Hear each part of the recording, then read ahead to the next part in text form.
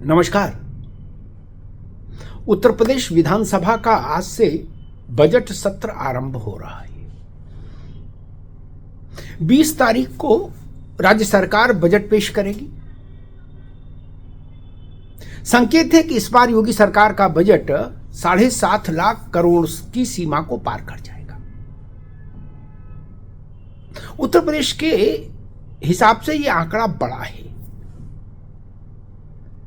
और 7.5 लाख करोड़ का वार्षिक बजट ये बताता है कि उत्तर प्रदेश का आर्थिक धरातल विस्तार ले रहा है। अभी बहुत समय नहीं बीता जब उत्तर प्रदेश का बजट 2 लाख करोड़ का और 2.5-3 लाख करोड़ का हुआ करता था। अब 7.5 लाख करोड़। प्रायोजक हैं cancer healer centre, a new beginning. लेकिन बजट सत्र में बजट से ज्यादा चर्चा जिस बात की होने की उम्मीद है वो मसला है राजनीतिक। और समूचा विपक्ष उस मसले पर कमर कस के सरकार को घेरने की कवायद करेगा, यह तय है आज से। इसको हम देख सकते हैं कुछ इस तरह कि महाकुंभ से मिल्कीपुर तक। जी हां, महाकुंभ से मिल्कीपुर तक की जो घटनाएं हैं वो घटनाएं इस बजट सत्र में राजनीतिक तौर पर प्रभावी रहेंगी, हावी रहेंगी। एक तो समाजवादी पार्टी को मिल्कीपुर में कुंदरकी जैसा करंट लगा है, कुंदरकी जैसी पराजय मिली।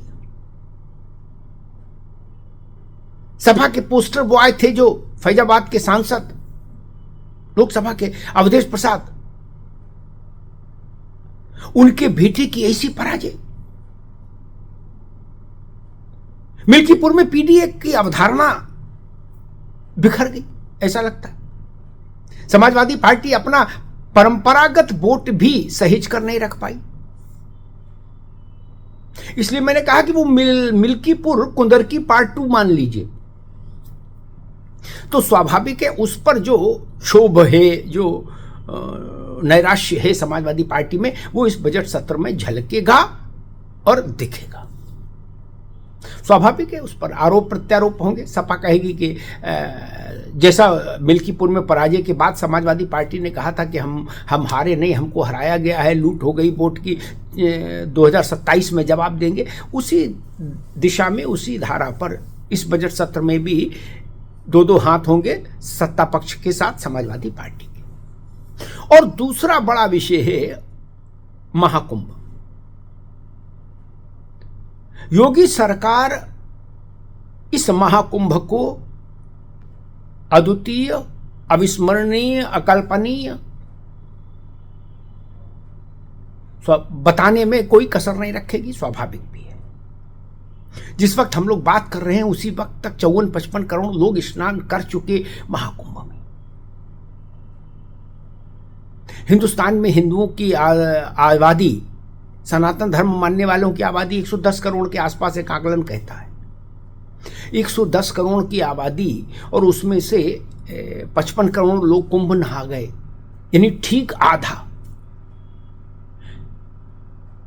सनातन को मानने वाला जो वर्ग है देश में, उसकी आधी जनसंख्या कुंभ में स्नान कर गई, डुबकी लगा गई। ये छोटी घटना नहीं।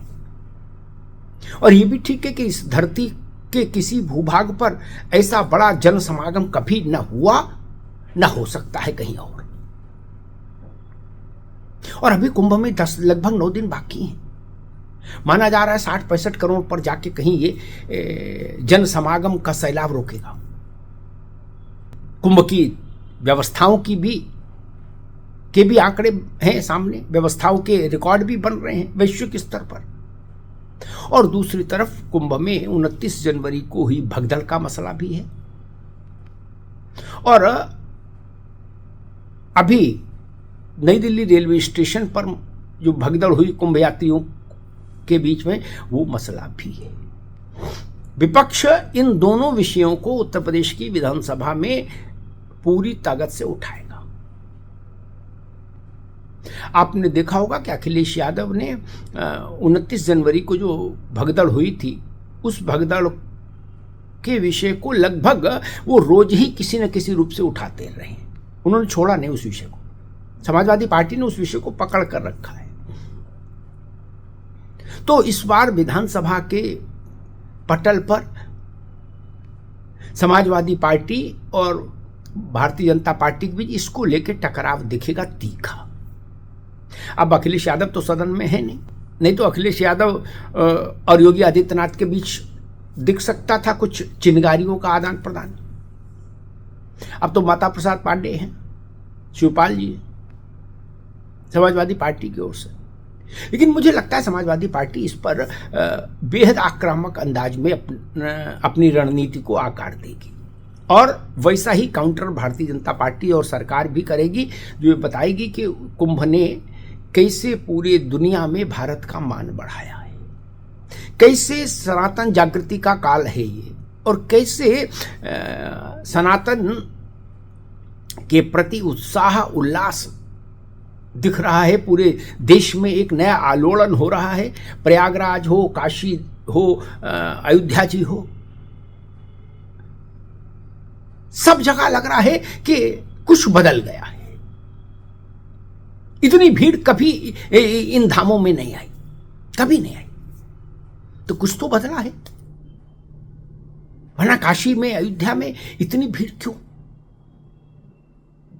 और उस भीड़ से अर्थव्यवस्था का चक्का भी चलता है, ये भी सच बात है।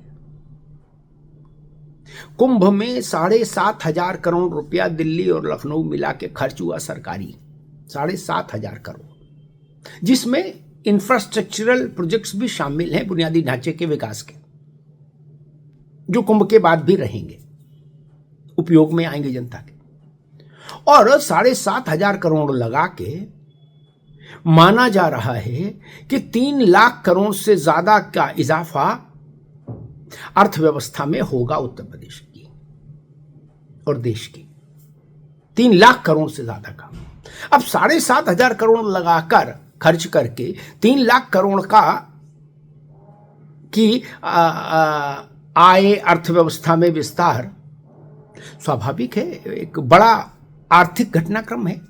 सरकार इसको भी बजट के दौरान, जब विपक्ष से दो हाथ करने की प्रक्रिया में उलझी हुई होगी, तो सरकार के जवाब में ये तर्क भी शामिल होगा प्रमुखता के साथ। और एक दूसरी बात जो इसमें दिखाई देगी, वो दिखाई देगी सनातन गौरव, भारत का गौरव, भारतीयता, राष्ट्रीयता। और सत्ता पक्ष का तर्क होगा कि कुंभ पर हमेशा नकारात्मक टिप्पणियां करने वाले लोग वही हैं जो सनातन से द्रोह रखते हैं, जिन्हें सनातन स्वीकार नहीं, जो सनातन को एड्स, कैंसर जैसी बीमारी से जिसकी तुलना करते हैं सनातन की। ये वही राजनीतिक लोग हैं जो कहते हैं कि एड्स की तरह सनातन को खत्म करना होगा, उसका उन्मूलन करना होगा। तो ऐसे लोगों को सनातन की ये सनातन का ये जनज्वार कैसे भा सकता है और क्यों भाएगा, बड़ा प्रश्न है। तो आज से तैयार हो जाइए, उत्तर प्रदेश की विधानसभा के पटल पर सत्ता पक्ष और विपक्ष के बीच में तीखे और धारदार टकराव के लिए। धन्यवाद। प्रायोजक हैं cancer healer centre, a new beginning.